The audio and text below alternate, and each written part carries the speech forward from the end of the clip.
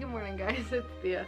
Welcome back to Garden Goddess Tarot. Today I've got a bit of a vlog. I've got some time today and a couple of little projects I want to finish up. So what we're gonna do, I actually a day or so ago started making an adorable little air dry clay shrine, sconce, little moment to hang on the wall behind my desk. I got a perfect spot for it, and I need to paint it today, so we're gonna do that today. But I also kind of am in a chatty mood, so I think the plan is we'll paint that and we will get to chatting. We'll get to yapping, I believe is what the youth call it now. I've got lots of things on my mind and I feel like they might just come out, so we'll do that today. I'll show you through the kind of design phase of the cute little thing. I've been meaning to do this for a while. I've had images saved in my Pinterest board for ages and I'm like, I can make that so easy, I should just do it. So I found some air dry clay at the thrift store and I was like, yep, okay, we're doing this. So I've started. I did the hard part already. I molded the dang thing and it's been drying for 2 days, so it should be ready to paint, which is good, which is satisfying, which means hopefully it'll be finished today and I can put a little candle on it. It'll be perfect. So that's the plan. Yeah, so let me show you. I'll show you what I've done. Yeah, so the space it's gonna go is this big naked area here. I'm hoping it'll fit like right in that, because maybe I can move these. They're covering a splotch. Convenient use of shiny washi tape. Anyway, that's the plan, and we'll get it set up over here. But yeah, actually we'll touch on those later. Those are my cards from before. Let's go and have a look. Hey, new bookshelf. Oof, I love it. Okay. Here it is. Okay, this is my little beautifully rustic air dry clay little sconce thing. So the idea is you put a little candle, whether I haven't decided if I want to make like a little thin prayer candles, if I want to make a little holder for that to put on it. I might make one separately and like have it be removable, so like I can put a tea light there if I want, or like a smaller like tea candle. And then I'm going to paint. And yeah. So anyway, if that turns out good, I may make more of them, but we'll see how the painting goes. It was a little fiddlier than I thought. Like, it's obviously not perfect. Like, it's probably supposed to be straight right there, but you know how it is. But anywho, woo, crafts. It's been a while since I've done a proper craft. Also, I bought myself some tulips recently because, you know, I was sad. And I thought they were white, but turns out they've got this like blush pink and a little bit of yellow on them, and it's kind of growing on me a little bit. They were closed. They were like this when I bought them. But I don't know, they're just a little bit of happiness in the kitchen these days. All right, hey, we're gonna try this double recording business. See if it works. All right. Okay, so here we have our setup. Look at it. What a cute little thing. Okay, so this is the little beastie. Let's just go. Do I prime with gesso first, or do I just go in? Maybe I'll just go in. I have a nice cream color as a base. I might mix a little bit of some other color in with it, just to see how things go. Lots of paint. This is gonna be a inner child exercise in which I get to just be me. So actually here, let me show some of my plans. This is our little wall sconce. My design's a little bit different.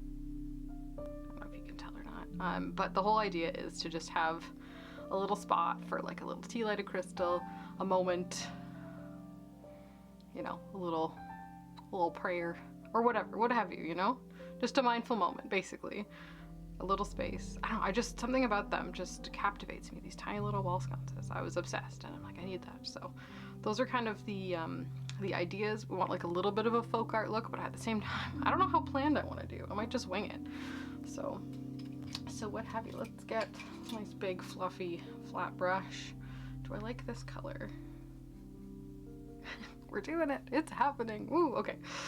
I'm gonna just get down to business, and we'll see how things go. I can always lighten it up later. But yeah, I definitely want it to look and feel, more importantly, feel a bit, you know, handmade. Actually, there's another thing I wanted to do. Where is my, I don't want the Pythia oil. Which one do I want? I need an oil for the paint. Just like the babyest bit of myrrh that in, to make it just a little witchy, you know? It might mess up the consistency of the paint, but it should be weak enough that it shouldn't be too much of a problem. Smells nice, and that way we've got it well infused. So the paint has now been infused with myrrh specifically. It was the oil of choice. I like myrrh. Alright. Very cool.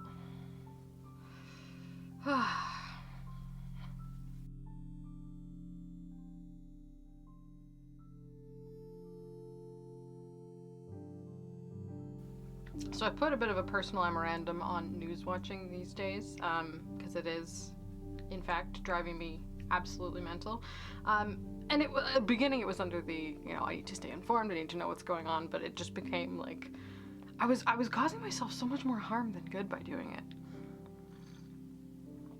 So I'm taking like a mindful and conscious position where I am choosing to specifically not look for at least a while. We'll see how well that serves me and if it becomes a problem or not. But anyway, just trying to live my life, have some life to live, you know, while things are good. It snowed again. Put me in the worst mood ever yesterday. But I did do that tarot reading, which it felt good. It's been a while since I've cried like that out of nowhere. Sorry, you're getting all of the all of the grimy emotional details, but I just let it out, man, and it felt good. And it was kind of prompted by, it's been a while since I've seen such a strong like sign from the universe that kind of ties things together. And I always sound like such a goof when I talk about signs because I know not everybody believes in them, but I'm pretty much convinced that if I see something and it has significance to me and it has the power to alter the course of my life, whether I choose to or not, it was a sign. You can't argue with, like, you can't tell me otherwise, basically. So I got one kind of out of the blue yesterday, and it hit me right in the feels, in the heart, in that kind of middle of everything, and I was like, yeah. So it was reassuring, and it was a nice place to kind of pull some cards around, which I did, which were like on the nose, like the guidebook. It was funny. I chose the Dreams of Gaia, and it's got a very specific guidebook. If you know, you know. And the messages in that specific guidebook were like exactly about what it was I was feeling, and which is weird because like it was a reverse 7 of Swords, 5 of Cups, obviously, and there was an Oracle card in the middle that was, what was it? Reflect and then act. Which was kind of just, you know, giving me permission to feel the feelings instead of trying to like make them go away and fix them. They weren't broken, they were bad, they were uncomfortable, I didn't like them, but they weren't, you know, I was supposed to feel them then, so I did. And I let myself do that, which was kind of nice. And then gave myself time to kind of pull myself together. And now I get to choose to act, which is important and good. But the reverse 7 of Swords, specifically, sorry, the Dreams of Gaia cards in the book, they spoke very specifically about the way I was experiencing both of those cards. And the 7 of Swords took a very different turn than it normally would, even as a reversed card. And it was good. It felt good. I was like, yeah, I still got it, guys. I still got it. So anyway, that was reassuring, and now I can kind of get back to business, or like, you know, like not business, but you know, it's almost like I tripped and fell, or stumbled, shall we say, along the path, and now get to kind of get back on track and putting feet in front of the other and going and stuff. So yeah, I don't know if that sounds vague or not, but hooray for tarot for saving the day is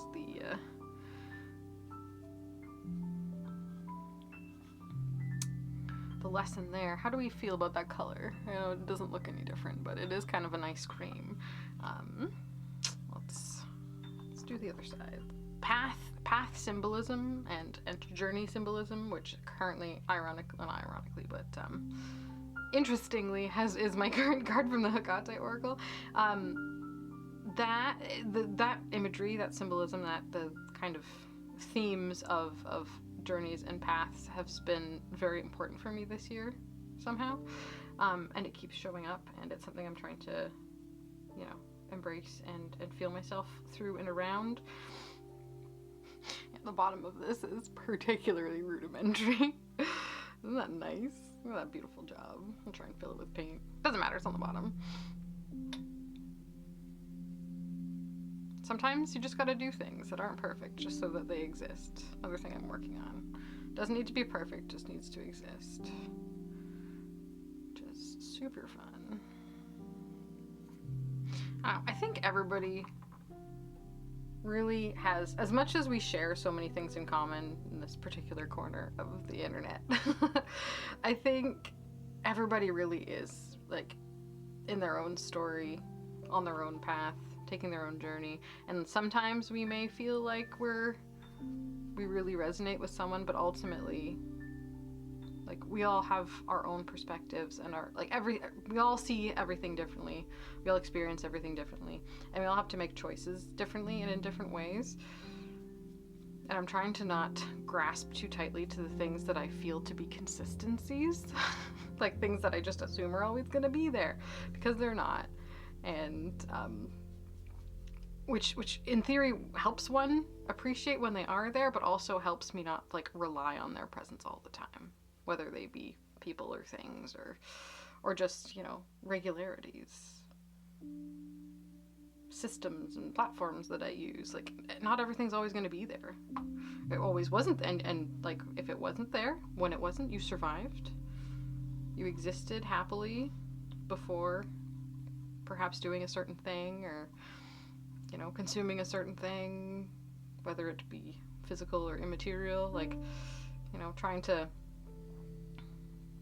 like, not just people are there for a reason, a season, or a lifetime, but, like, your habits and activities and the things that you feel like you need and rely on may also have their way of coming in and out of your life on a trajectory entirely their own. So I'm trying to do a good job of remembering that these days, and finding patience and grace and gratitude for for when they are there and they're helpful, and, you know, peace knowing there was a time when they weren't. So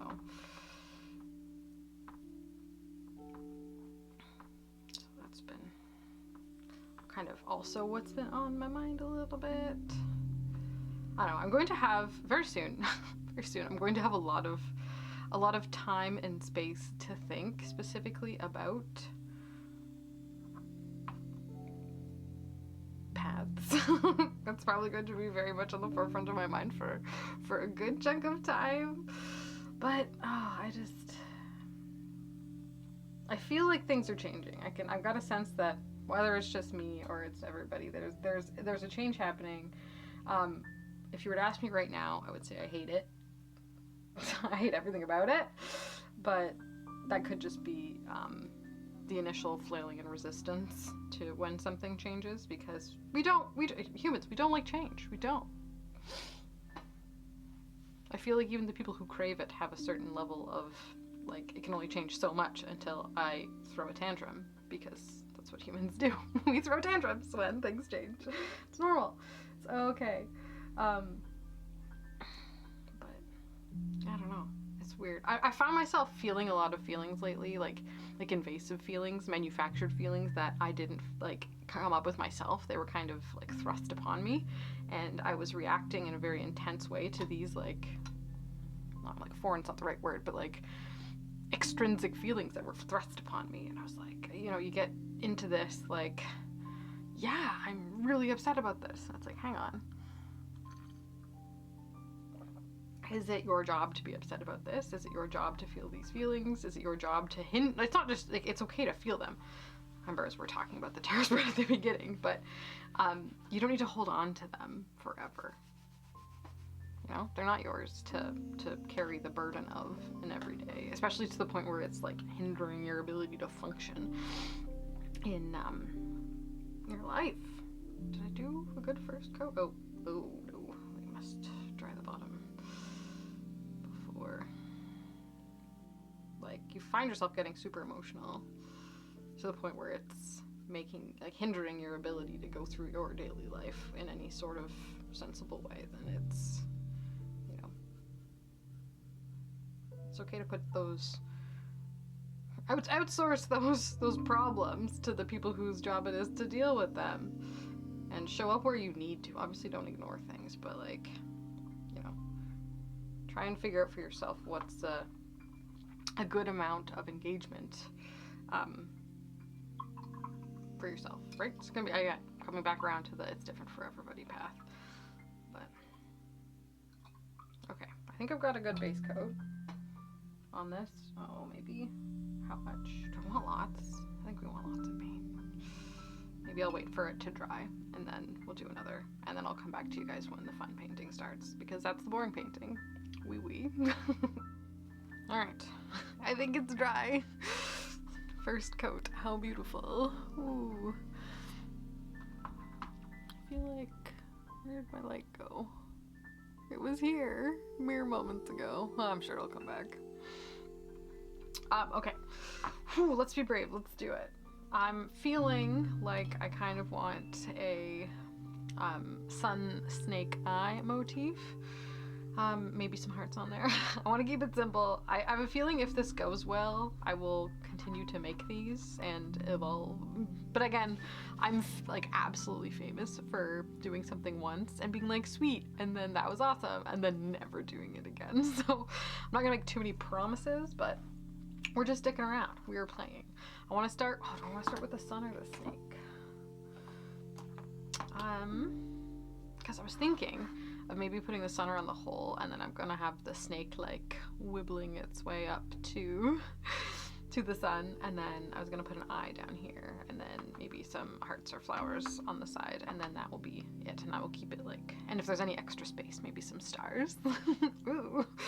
You know, just like what I like just, we're just going with the flow with what we like. And I kind of, do I want my main concern right now is, do I want the sun?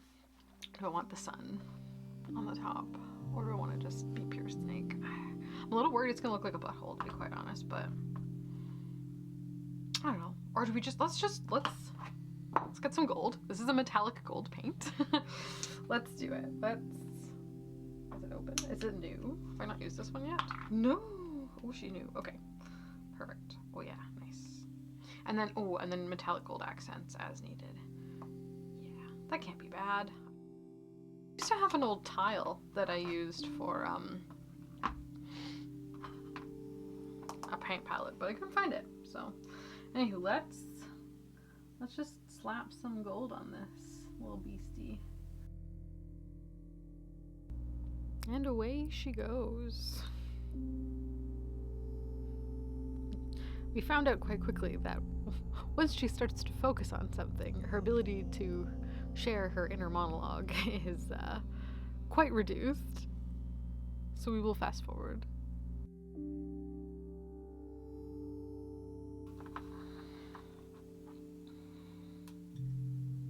Okay, so we got our sun done. Ish? I guess cute. I don't know.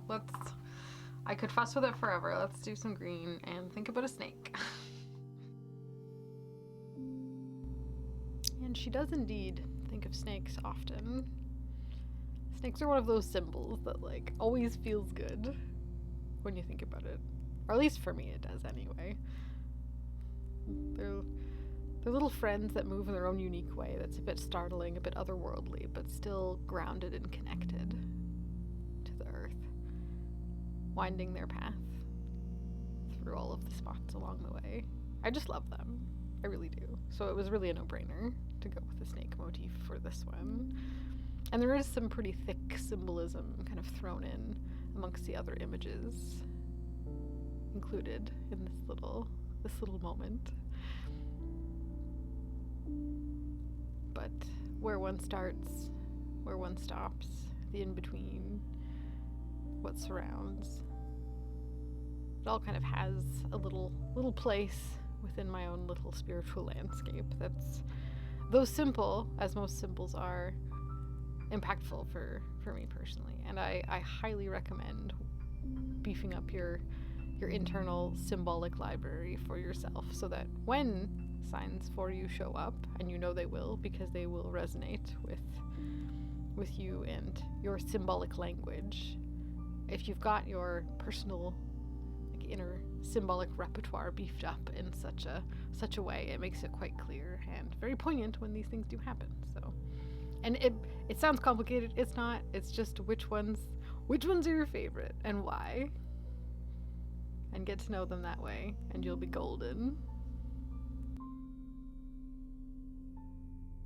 Okay, guys, I think I'm done. Here we go. I've given it a wee bit of texture to make it look like it's been fired. I don't know if you can tell the little dots. A few touch-ups. I put these cute little flowers on the outside, some little like folk arty touches, and the little stars on the inside, and then the eye's all done. Perfect. I'm going to spray her down with a sealing clear coat and let it dry, and then we'll hang it up. What do you think? I mean, I think it's gonna look really great, and I can't wait to put like a little, ooh, hold on. Hold on. I can't wait, so I'm gonna do it right now. Who have I got in the tiny candle department? So I've got a couple of cute little options. My first thought was one of these. Let's see, and it'll just look like so on the eye, and that fits quite good, right? You can envision. I've also got these little, that might be good too. And then, or just like a little tea light, which is adorable. I kind of am sad that it covers up the eye, but we can always like tuck it in the corner and then put like a little crystal on there or something, you know. Like a little statue. Hold up, I've got Fortuna here. Ooh, ow. Yeah, you could just put her in there at the side. If you wanted, so many options. Just like a little space. I love this. I might just leave it blank a lot of the time too. What do I like most? Hard to tell. I just love the eye so much. It's gonna be a problem. Oh well, it does its job. The idea is there. Oh, I think the tea light's kind of cute too. Maybe without its little metal tin. Blunk. Yeah, something like that. Adorable. Merp. And in the dark, the shiny gold bit should glow when the fire's lit. Adorable. Okay, so pumped. Okay, I will get back to you once we're clear coated, and then hang her up. Amazing. Scary murder basement.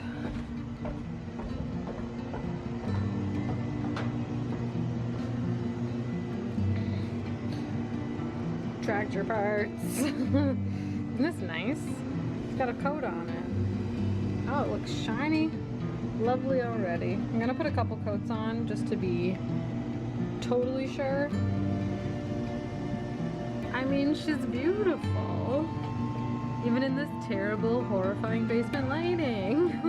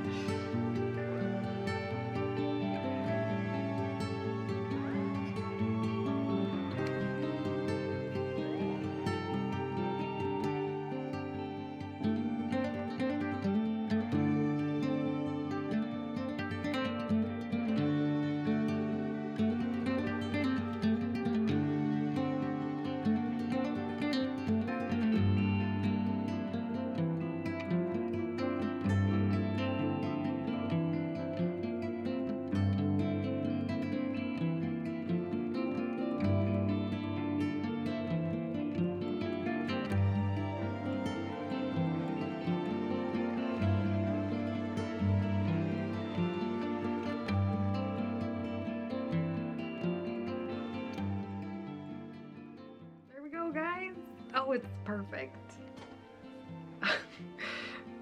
It's what I envisioned. That's the other great thing about making things yourself, is you can make them exactly as you envision, or at least give it a good try.